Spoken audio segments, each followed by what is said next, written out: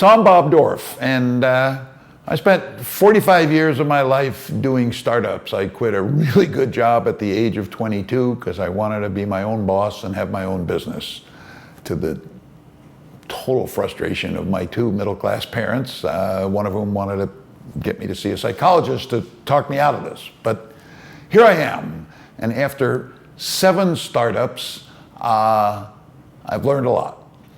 I had 2, by any definition, home run startups, coincidentally, number 1 and number 7.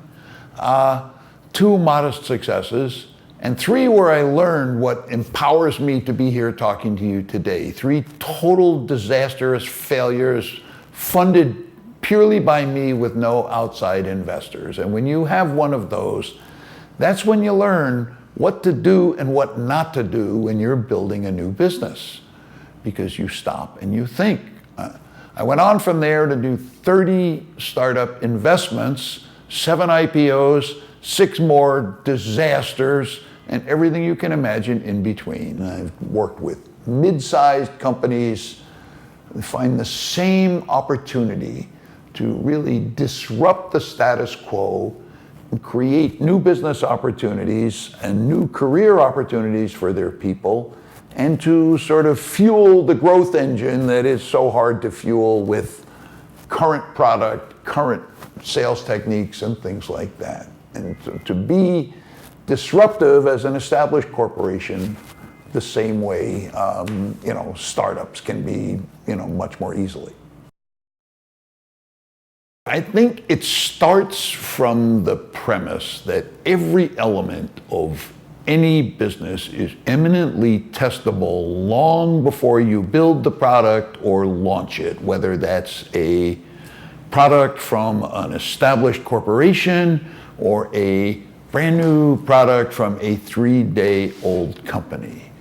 And that the best way to start a business or a new venture within an established company is not to go and lock yourself in a room for 2 months and write some brilliant business plan, because that's 98% fiction and fairy tales. It's what you think or believe or have researched and are convinced is going to work. Customers will do this, the price will be that, the distribution will be this.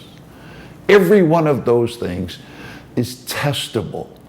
How do you test them? You get out of the building and you get face to face with the only people whose opinions matter, not your board of directors, not your investors, not your management team, the people who are going to give you money for whatever it is you're doing. The first of those steps is creating not a business plan, but a business model canvas, a single sheet of paper divided into 9 boxes that describes all the key elements of your vision for this business.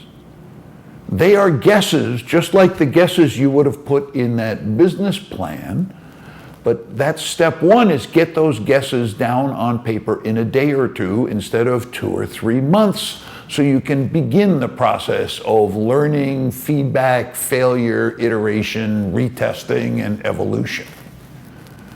Once it's on the canvas, you go out and talk to customers, but you do it in 2 distinctly different steps. The first time you go out, you don't talk about your business idea or your company or your product at all. All you talk about is the problem you're solving. Is it a serious problem for customers? Is it a high frequency, high risk, high stress, expensive problem? One that they have often, because if not, what you're learning in the first days is either you're explaining it wrong, you're talking to the wrong customers, or worst of all, there's no market for your product. If there's no market for your product, go back to square one. Is the product wrong? Should we be selling it to other customers? Is the pricing wrong? You're figuring that out early before you even begin to show the product or the sketches of the product to anyone is vitally important. And it's a skip that too many corporate entrepreneurs love to skip, because the man or woman in the big corner office said, we're going to do this. That's not a valid reason, and it's a reason behind the failure of many corporate innovation attempts. After you've done that and you are convinced that you have identified a serious market opportunity or a serious problem, sometimes it's not a problem, it's a consumer need, like disposable diapers, right? A simple example. Once you are sure that you have really identified and focused on that problem or need, then and only then do you go out and begin to show the roughest, crudest prototype of your company that you can muster. Hopefully it's something you can develop in a week or 3 or 6 weeks, not months, weeks, because you want feedback on it before you start doing the tooling, before you start building the website, before you start writing brochures and advertising and things like that. Because if you come back to the sort of fundamental principle here, it's that we're not smart enough to do this on our own. We need the feedback of our customers to shape something that they will want to buy in large quantity, in large frequency, in large volume, because without that, why would you ever launch that new product or new business? When I did this for the government of Colombia with entrepreneurship teams, that was where I really saw the value of this canvas as an alternative to the business plan. Because in 8 weeks, starting from a business model canvas, 8 weeks, the typical amount of time most businesses will spend writing and researching a business plan, in those 8 weeks, 9 of the 30 companies in our program had customer revenue in the bank.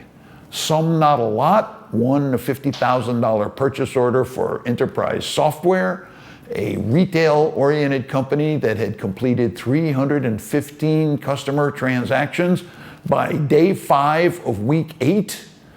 Most people are still scheduling the meeting to whiteboard the business idea in week 8. These people are out taking money, putting it in the bank, paying salaries. And I think that speaks to the speed and imperfection, if you will, of applying this methodology.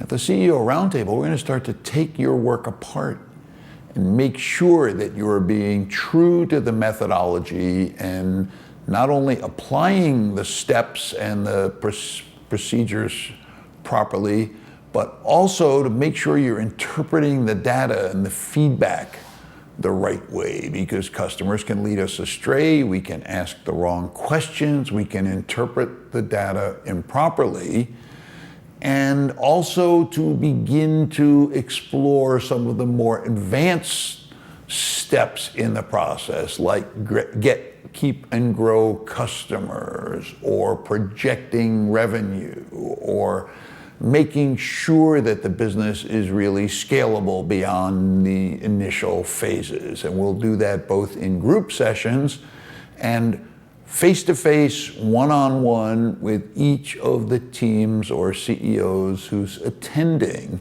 so that we can make sure to bridge the sort of PowerPoint to your real world and your real challenges. And for me, that's my very favorite part of doing this, is taking it out of the abstract PowerPoint and translating it into the real world with you.